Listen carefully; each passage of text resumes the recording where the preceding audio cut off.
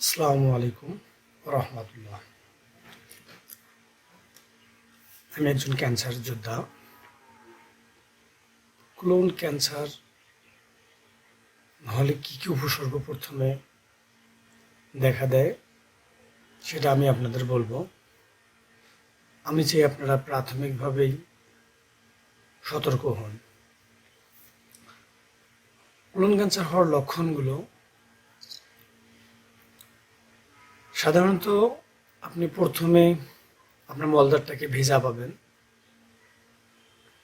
এবং এভাবে 2 মাস 4 মাস 6 মাস ভেজা থাকা অবস্থায় একদিন দেখবেন আপনি পায়খানার মধ্যে একটা পায়খানার বেগ আসে কিন্তু আপনার পায়খানা হচ্ছে না,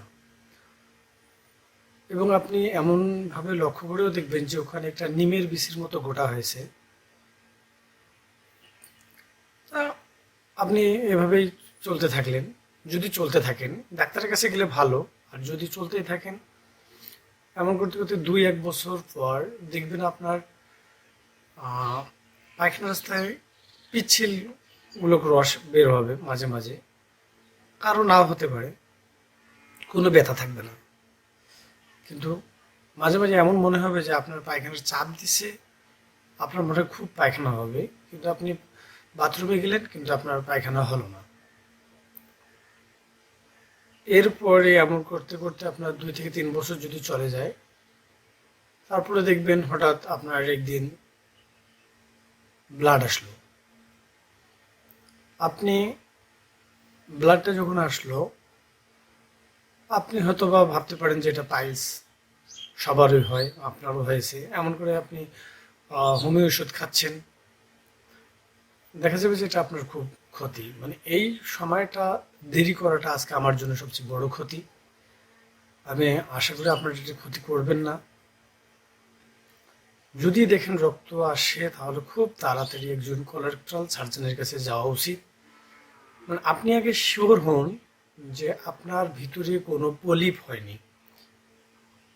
পাইলস হোক, ফিস্টুলা হোক, অ্যানাল ফিশার হোক, এগুলো চিকিৎসা করা যায়, কিন্তু যদি পলিপ হয়ে যায়, এই পলিপটা দীর্ঘদিন থাকাতে পলিপটা আস্তে আস্তে বড় হয়ে গিয়ে ওটা এমনকি ফেটেও যায়, এবং ওই পলিপের কারণে আপনার মলদ্বারে মল আসতে বাধাগ্রস্ত হচ্ছে, এবং ওই মলদ্বারের ওই পলিপটা ফেটে আপনার রক্ত আসতেছে।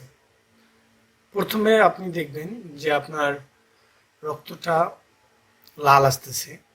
এমন করতে করতে একদিন দেখবেন যে যতবারই আপনি বাথরুমে যাচ্ছেন ঠিক ততবারই প্রথমে একটু আপনার রক্ত আসতেছে। মানে এমন কিছুদিন দেখা যাবে যে অনেক রক্ত, প্রায় 15-20 ফোঁটা রক্ত আসতে পারে, আবার অনেক ক্ষেত্রে দেখা যায় 2-4-5 ফোঁটা রক্ত আসতে পারে। সেক্ষেত্রে আপনি দেখতে এমনও হতে পারে যে কারো কালো রক্ত আসতে পারে, কোনো ব্যথা থাকবে না। এই ক্ষেত্রে যদি আপনি হোমিও ওষুধ খান আপনি অনেক বড় ক্ষতি করে ফেলবেন। আমি হোমিওর ব্যাপারে বলবো, কারণ হোমিও চিকিৎসাটা সাধারণত ইংল্যান্ডে উৎপত্তি, কিন্তু ইংল্যান্ডে এটাকে বাতিল করা হয়েছে, হোমিও চিকিৎসাটাকে বাতিল করা হয়েছে ইংল্যান্ডে। তা আমি অনুরোধ করব, যদি কারো কখনো এমন কোনো উপসর্গ আছে যে মলদার মাঝে মাঝে চুলকাচ্ছে বা রক্ত আসে বা ভিজে থাকে, বা এমনও দেখা যায় পায়খানা করার সময় কোনো পলিপ, যেটাকে আমরা নিমের বিচির মতো গোটা যদি দেখতে পাই, তাহলে কোনো দেরি করবো না, খুব তাড়াতাড়ি একজন কোলোরেক্টাল সার্জনের কাছেই যাব। অন্তত নিশ্চিত হব যে আমাদের এটা পলিপ অ্যাডভান্স পর্যায়ে যায়নি, প্রাথমিক পর্যায়ে আছে। তাহলে আপনি এটা ছোট্ট একটা অপারেশন, যেটাকে আমরা অপারেশন নাও লাগতে পারে, যেমন কোলোনোস্কোপির মাধ্যমে এটা কেটে ফেলতে পারে। আর যদি এখন তো অপারেশন লাগে, সেটাও সিম্পল, 5 থেকে 7 হাজার টাকার মধ্যে আপনার 10 থেকে 15 মিনিটের মধ্যে এটা লং অপারেশনের মাধ্যমে কেটে ফেলতে পারে। তা ঘাবড়ানোর কিছু নেই। আমি অনুরোধ করবো সবাইকে খুব সিম্পল ভাবে, মানে যখনই দেখবেন আপনার এই ধরনের কোনো উপসর্গ আছে আপনি তাড়াতাড়ি একজন কোলোরেক্টাল সার্জনের কাছে যাবেন। আচ্ছা, মনে করুন আপনার ক্যান্সার হয়ে গেছে, প্রাথমিক পর্যায়ে বা স্টেজ 2 দ্বিতীয় পর্যায়ে গেছে, তাহলে আমি মনে করব আপনি 5 থেকে 6 জন ডাক্তারকে আগে দেখাবেন। তারা আগে সার্জারি করতে বলে না আগে আপনাকে রেডিও থেরাপি দিতে বলে বা কেমোথেরাপি দিতে বলে। তবে আমি অনুরোধ করব আগে কেমোথেরাপিটাকে দিবেন না, কারণ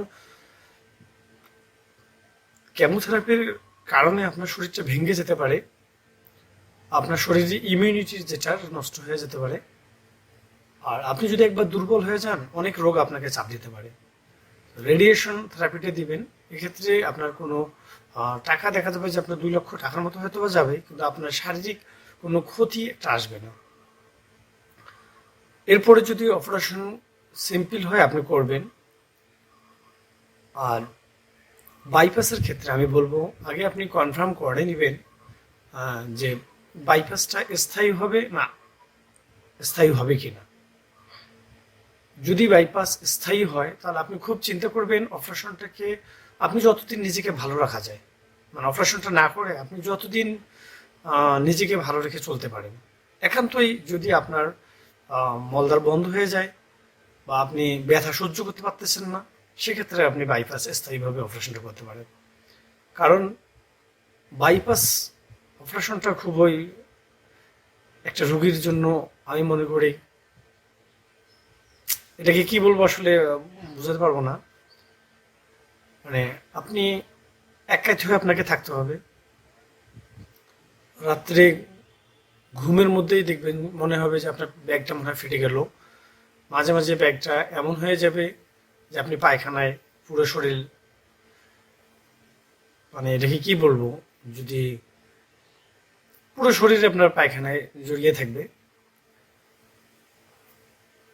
আবার ঠান্ডার দিন একটু যদিও আপনি এই সমস্যাগুলো হবে, কিন্তু গরমের দিন দেখা যাবে যে আপনার ব্যাগটার আঠাটা যেটা আঠা আছে সেটা আপনার গলে যাচ্ছে এবং ব্যাগটা বেশি দিন টিকবে না, চুলকাবে মাঝে মাঝে। আপনি যতটা খাবার খাবেন ঠিক ততবারই আপনাকে টয়লেটে যেতে হচ্ছে, নিজের টয়লেটটাকে নিজেকে পরিষ্কার করতে হবে। আর ব্যাগের দাম দিন দিন বেড়েই চলছে। আগে একটা সেট ব্যাগের দাম ছিল 800 টাকা, এখন 1050 টাকা। 4 দিন থেকে 10 দিন পর্যন্ত একটা ব্যাগ নিয়ে যাওয়া যায়, তবে 8 দিনের বেশি নিয়ে যাওয়া ঠিক না, কারণ সেখানে ইনফেকশন হওয়ার ভয় থাকে, লাল হয়ে যায়, ফুসকুড়ি ঘায়ের মতো আসে। আর এটাই বাইপাসের সমস্যা। আর্থিকভাবেও আপনাকে অনেকটা, আপনি যদি কাজ করতে না পারেন আর যদি ব্যয়ভাবে হতে থাকে, আমি জানি না কার কি সামর্থ্য, তবে আমার মতো নিম্ন মধ্যবিত্ত যারা তাদের জন্য এটা খুবই মানে দুর্লভ। আর যদি অস্থায়ী হয় যে আপনাকে বলে 3 মাস বা 4 মাস লাগতে পারে, সেক্ষেত্রেও আপনার ভাগ্য পুরা আল্লাহকে ডাকবেন। কারণ আমাকেও বলা হয়েছিল 3 মাসের মধ্যে, কিন্তু সেই জায়গায় 3 মাসের জায়গায় 4 মাস 5 মাস, এমনকি আজকে 8 মাস হয়ে গেল, তারপরও ব্যাগ ক্লোজ করতে পারিনি। কারণ ফাইব্রোক্স বলতে গেলে আমার মলদ্বারটা শক্ত হয়ে গেছে এবং চিকন হয়ে গেছে, যেটা বর্তমান ডাইলেশন করতে হচ্ছে। আর ডাইলেশনটা খুবই কষ্টের, মলদ্বারে আঙ্গুল দিয়ে ডাইলেশন করা হয়, এমনকি একটা ডিভাইসও পাওয়া যায় যেটা দিয়েও ডাইলেশন করা হয়। জানি না ভাগ্যে কি আছে, যদি আল্লাহ রহমত করে হয়তো বা বাইপাসটা ক্লোজ হবে। আর কেমোথেরাপির প্রশ্নটা আপনি শুনলেই বুঝতে পারছেন কেমোথেরাপিটি কী জিনিস। কেমোথেরাপি হচ্ছে আপনার শিরার মধ্য দিয়ে স্যালাইন প্রবেশ করাবে, এক ধরনের ইঞ্জেকশন, যেটা 1.5 ঘন্টা থেকে 4 ঘন্টা পর্যন্ত আপনাকে দিবে। এক কেমোথেরাপির মূল্যটা হচ্ছে, আপনি এমনও আছে 500 টাকা থেকে শুরু করে একটা কেমোথেরাপির মূল্য 2 লাখ টাকা পর্যন্ত আছে। তো সেটা আপনার শরীরের ওজন আপনার সামর্থ্যের উপর দেয়। সাধারণত আমার যে কেমোথেরাপিটা এটা 22,000 টাকা করেছিল, সো এটা আমি কেমোথেরাপি দিয়েছি।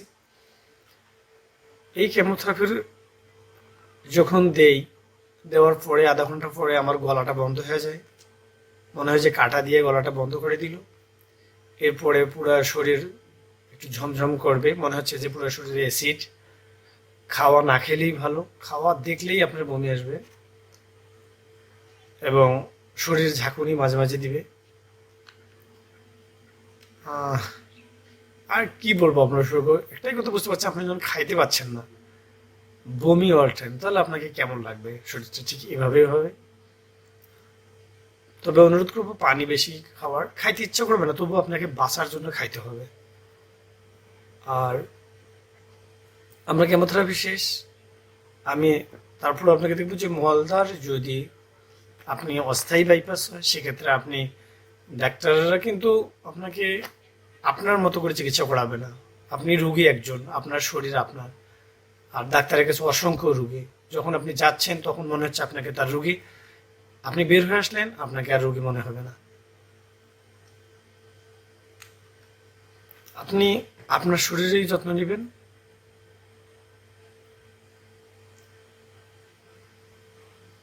মানে পারলে বাইপাস বা অপারেশন যত দেরিতে করা যায় ততটা করবে। মারা যেতেই হবে, এটা আপনাকে সবসময় মেনে নিয়ে চলতে হবে, তাহলে আপনি কষ্ট পাবেন না। আজকাল আপনি যাবেন মারা, আলহামদুলিল্লাহ। তারপরও যদি আমাদের এমন অসুস্থ হই, আমরা প্রস্তুতিটা অন্তত মৃত্যু নিতে পারি। সবসময় প্রস্তুতি যে মারা যাব। আর আপনি মারা না গেলেও আপনার পরিবারের কাছে আপনি মারাই যাবেন, কারণ আপনি যেখানে কিছু করতে পারবেন না, আপনি বেঁচে থেকেই বা কি? এটা আপনি যদি 30 বছর পরেও এই অসুখে আক্রান্ত হয়ে যান, আপনার কাছে মনে হবে আপনি 70 বছর পার করে ফেলছেন। কারণ যেখানে আপনার কোনো কাজ করার সামর্থ্য নেই, আয় আপনার আসে না, জানি না আপনার কোনো সম্পদ কতটুকু কার থাকবে, তবে নিম্ন মধ্যবিত্তের জন্য আমি বলছি, আপনি অনেক পারিবারিক হেজিটেশন ভোগাতে পারেন। এই জন্য ভয় কিছু নেই, আপনি সবচেয়ে আপন মনে করবেন আল্লাহকে। উনি বন্ধু, যাবেন ওনার কাছেই, উনি ইচ্ছা করলে সব সমাধান করতে পারে। কোনো ডাক্তার আপনাকে বাঁচাতে পারবে না। অযথা ডাক্তারের পিছনে ছুটবেন না, চেষ্টা করবেন নিজের সামর্থ্যটাকে, আর চেষ্টা করবেন রোগটা প্রত্যেক নামাজে, আমি অনুরোধ করবো সবসময় আল্লাহর কাছে যাবেন যে আল্লাহ, আপনি এমন একটা জায়গায় আমাকে চিকিৎসা করেন যেখানে আমি সুস্থ হব, আমার জন্য যাহা কল্যাণ আপনি আমাকে তাই দিন। আমি জানি না আমার জন্য কোনটা কল্যাণ, আপনি আমাকে সেটা দিন।